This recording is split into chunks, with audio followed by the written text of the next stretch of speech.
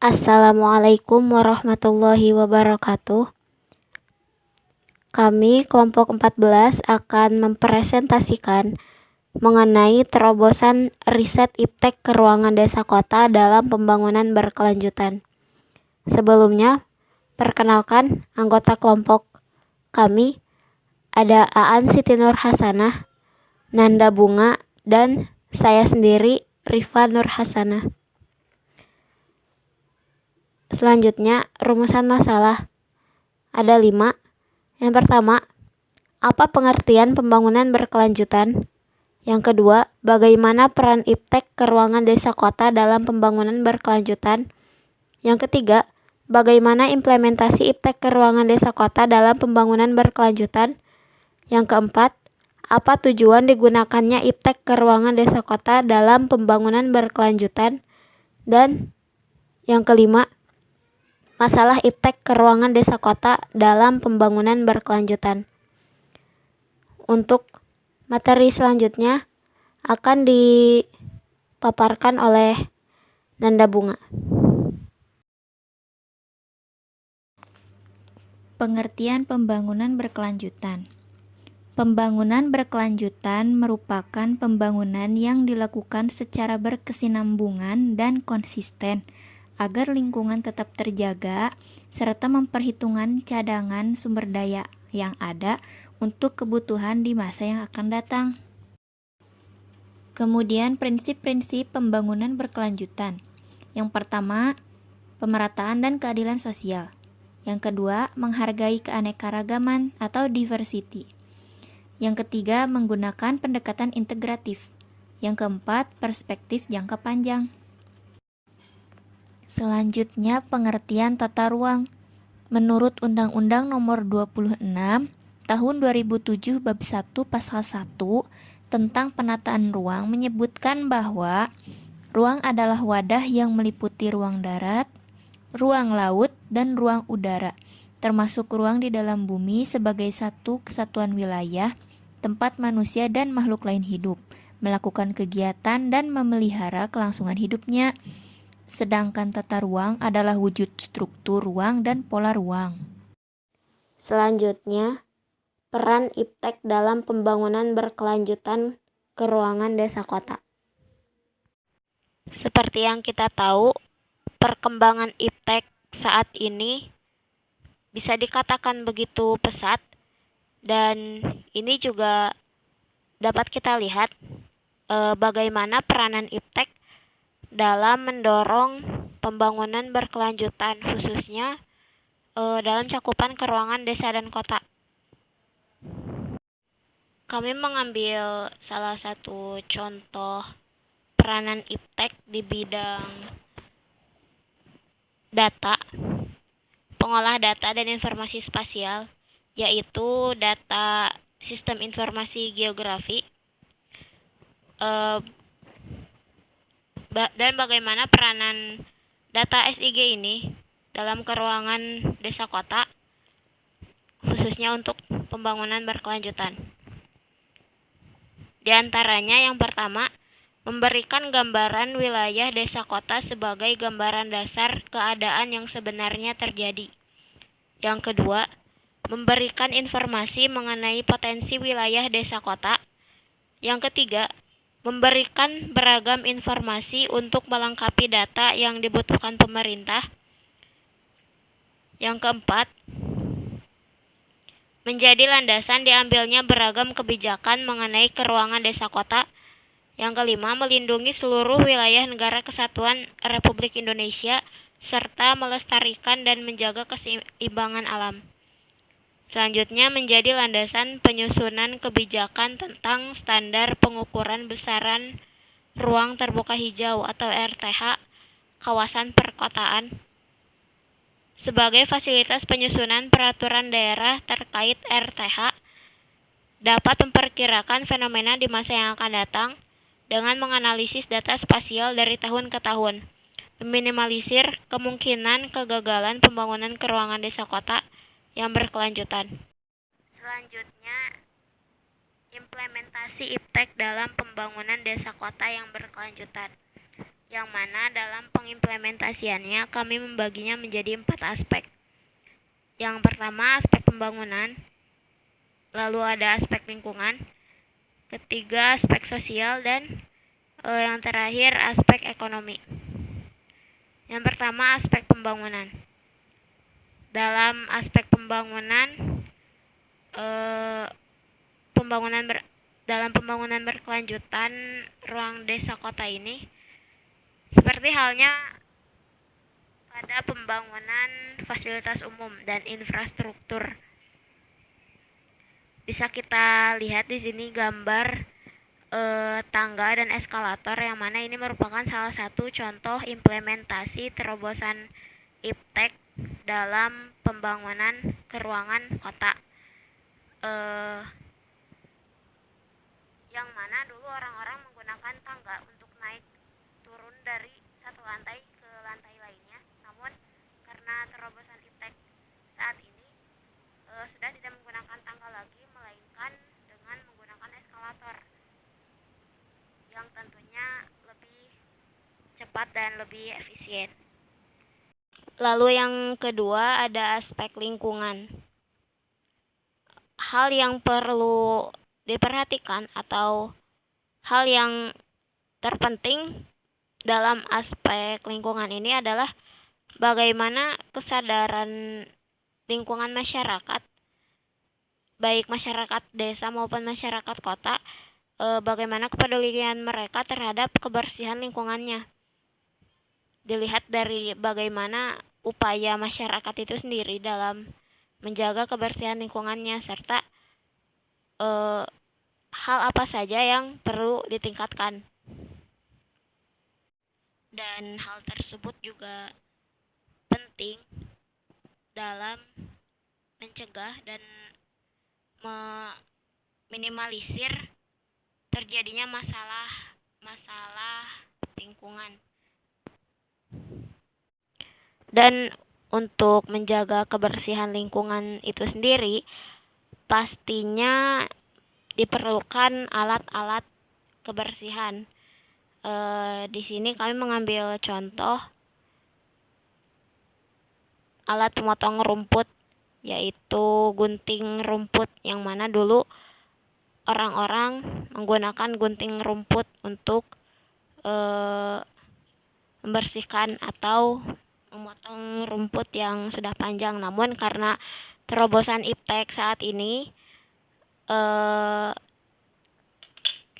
alat pemotong rumput yang manual seperti gunting rumput tadi tergantikan menjadi alat pemotong rumput otomatis. Selanjutnya yaitu aspek sosial. Pada aspek sosial ini mengerucut pada kepedulian masyarakat, baik masyarakat desa maupun kota, terhadap lingkungan sekitar atau lingkungan sosialnya. Kami mengambil contoh seperti kegiatan gotong royong yang biasanya diadakan sebulan sekali lewat koordinasi ketua RT maupun RW setempat kalau di desa, atau mungkin jika di kota seperti ketua di komplek perumahan setempat. Karena dari kegiatan gotong royong tersebut dapat mendorong kesadaran masyarakat untuk menjaga lingkungan sekitar, lingkungan tempat tinggal. Dan terobosan iptek pada aspek sosial ini contohnya yaitu seperti penggunaan sosial media yang umum dipakai masyarakat saat ini seperti WhatsApp, Instagram, Facebook, Telegram, dan sebagainya. Karena melalui aplikasi sosial media seperti itu akan memudahkan ketua RT, RW, atau ketua komplek perumahan setempat yang sebagaimana sudah disebutkan tadi untuk menghimbau warganya agar segera melaksanakan kegiatan gotong royong. Selanjutnya yaitu aspek ekonomi. jika dilihat dari aspek ekonomi, ini berkaitan dengan mata pencaharian masyarakat desa kota yang tidak mengenyampingkan aspek-aspek pembangunan berkelanjutan. Kita ambil contoh, sebagaimana di desa, para petani yang biasanya mengolah mengelola tanah untuk ditanami padi ataupun tanaman lainnya, dengan cara land clearing atau pembersihan lahan.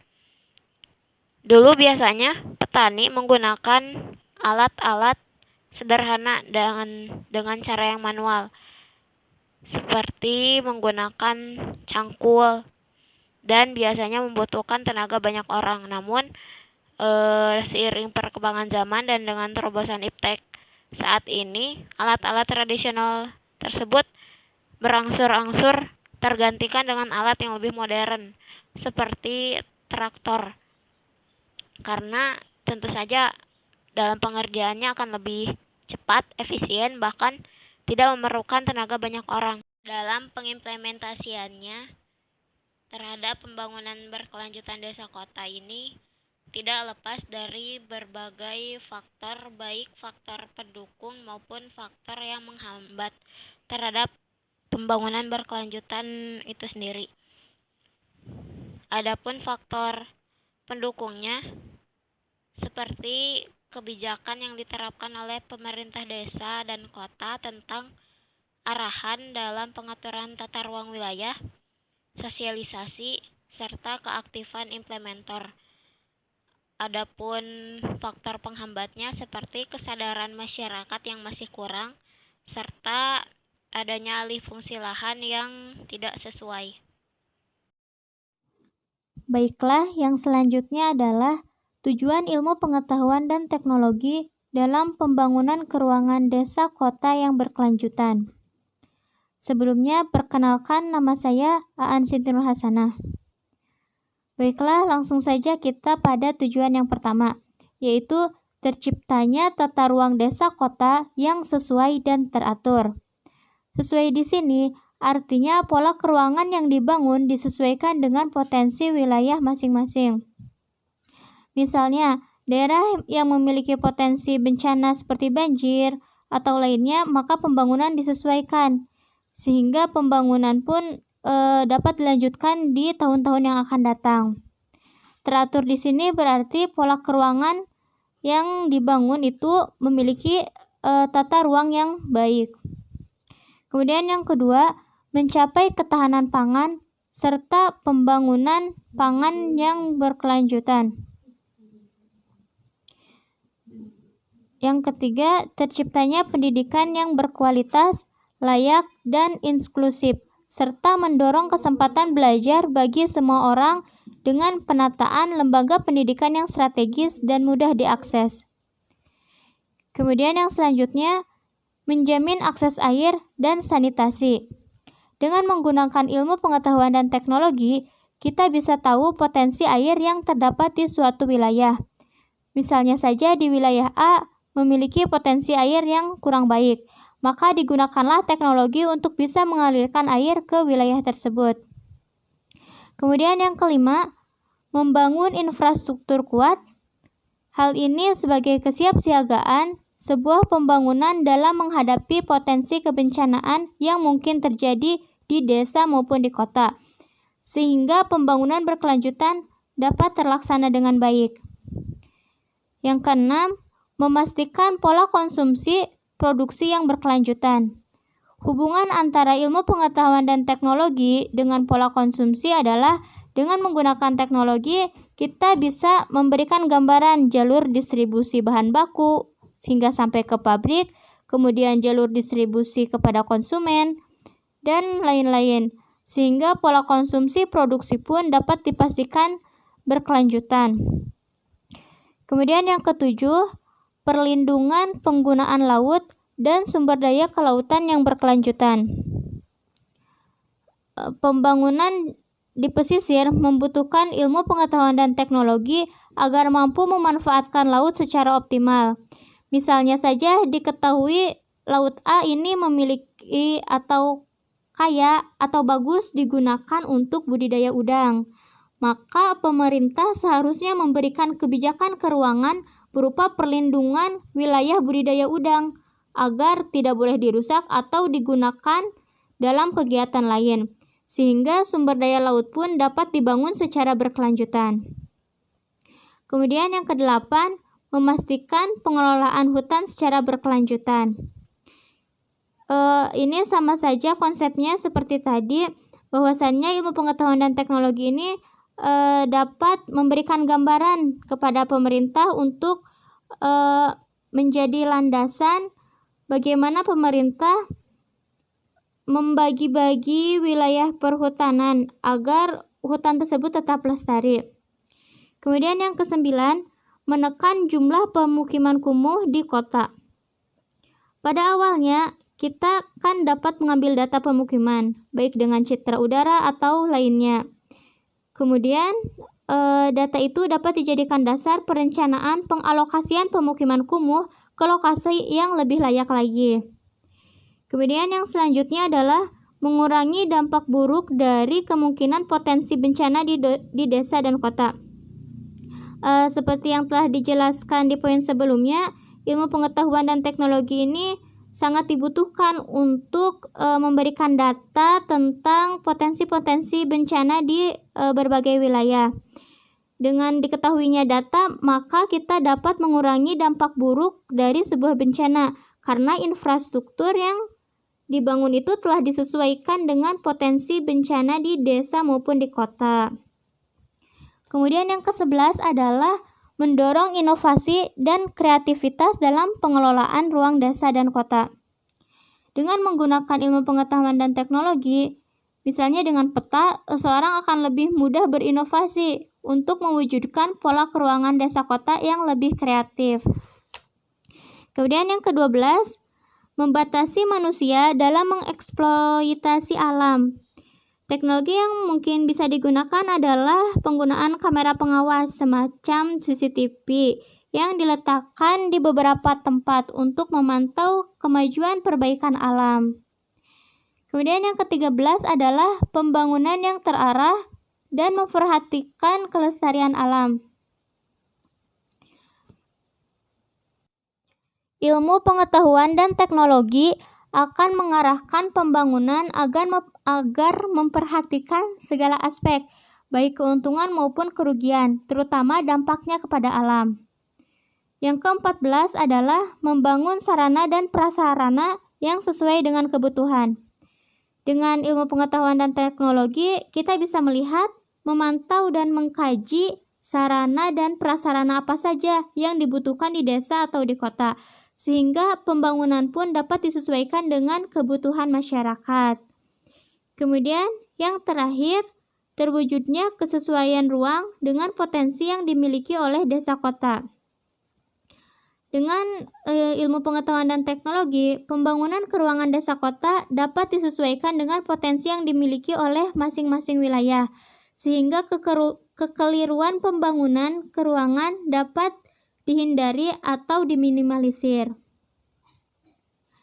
Selanjutnya adalah tantangan dalam pembangunan desa kota yang berkelanjutan. Yang pertama, pemanfaatan lahan antara sektor pertanian dan industri. Dalam hal ini, pemerintah dituntut bijak dalam mengatur pembangunan keruangan yang seimbang antara lahan yang dibiarkan tumbuh secara alami atau lahan yang dibangun menjadi pusat perindustrian. Yang kedua adalah mempertahankan lahan produktif dalam rangka kebijaksanaan swasembada pangan.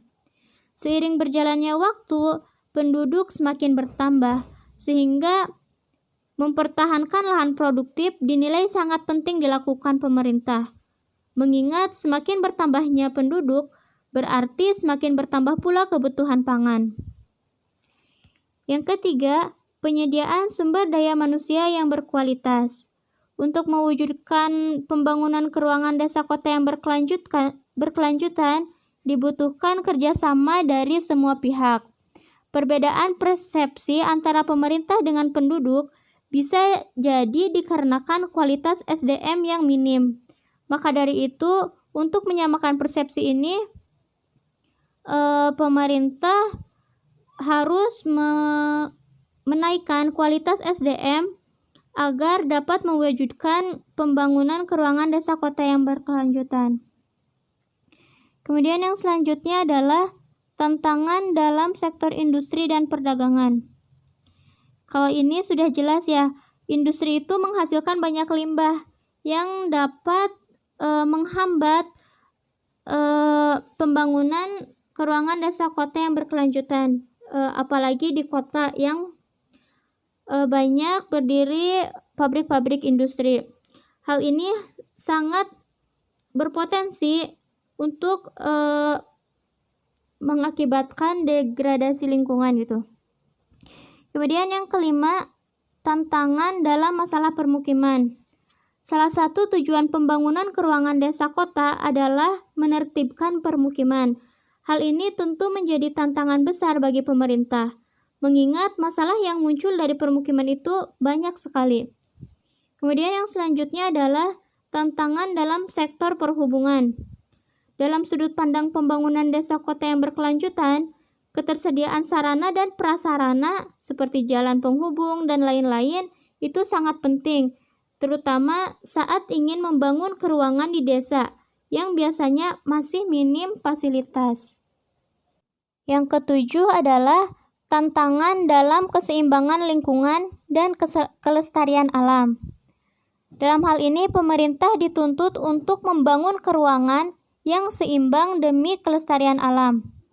Dan fakta yang terjadi kini adalah banyak lahan pertanian yang beralih fungsi menjadi pertanian.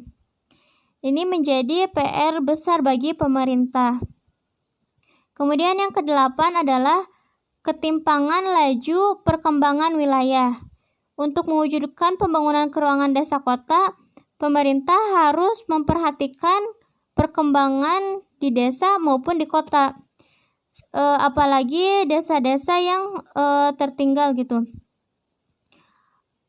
Dengan menyelesaikan tantangan dalam hal ketimpangan laju perkembangan wilayah, maka diharapkan laju perkembangan wilayah desa dan kota ini berjalan beriringan dan ketimpangan pun dapat diminimalisir. Dalam pembangunan berkelanjutan desa dan kota, terdapat masalah-masalah yang menjadi kendala lancarnya pembangunan berkelanjutan desa dan kota. Di antaranya yang pertama ada masalah makro. Contohnya, kota-kota kecil yang terletak di sekitar kota induk belum dapat menyediakan lapangan kerja dan belum dapat melayani kebutuhan fasilitas perkotaan bagi penduduk wilayahnya. Masih bergantung pada lapangan kerja dan fasilitas perkotaan kota induknya. Kemudian yang kedua, pendekatan mikro. Dalam pendekatan mikro, desa kota dipandang sebagai satu lingkungan permukiman. Masalah ini berkaitan erat dengan pertumbuhan penduduk di kedua wilayah tersebut, baik secara alamiah maupun adanya migrasi penduduk. Tentu saja masalah kependudukan di kota lebih kompleks daripada di desa. Selanjutnya yang ketiga, masalah yang masih menonjol pada masa datang.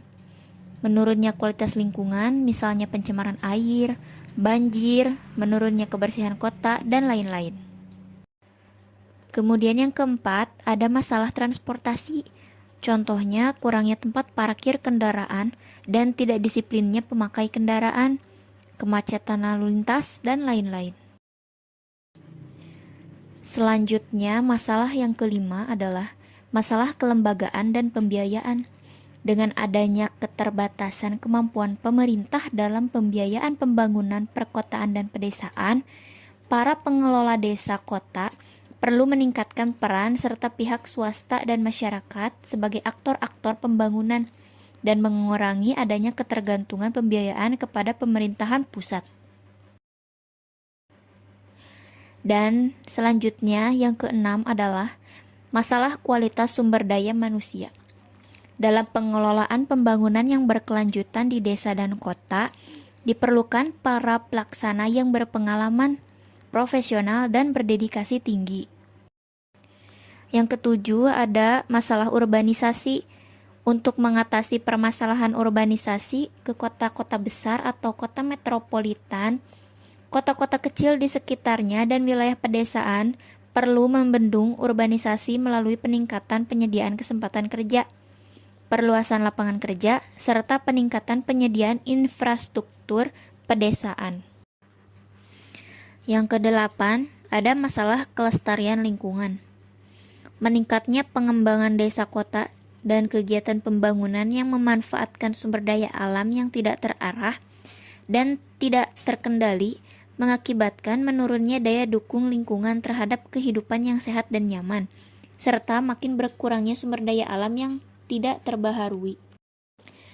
Dan yang terakhir, yang kesembilan, munculnya sektor informal.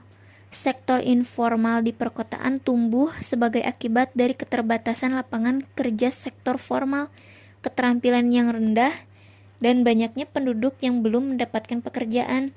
Sektor informal dalam pembangunan perkotaan belum mendapatkan perhatian yang jelas, padahal sangat dibutuhkan oleh masyarakat kota yang berpenghasilan rendah. Terima kasih kepada Nanda Bunga dan Aan Siti Nur Hasanah yang sudah memaparkan materinya. Berikut adalah daftar pustaka yang kami ambil dari link internet dan juga beberapa jurnal. Ada jurnal, artikel, dan beberapa e-book. Adapun linknya tersedia. Terima kasih. Sekian presentasi dari kelompok kami. Wassalamualaikum warahmatullahi wabarakatuh.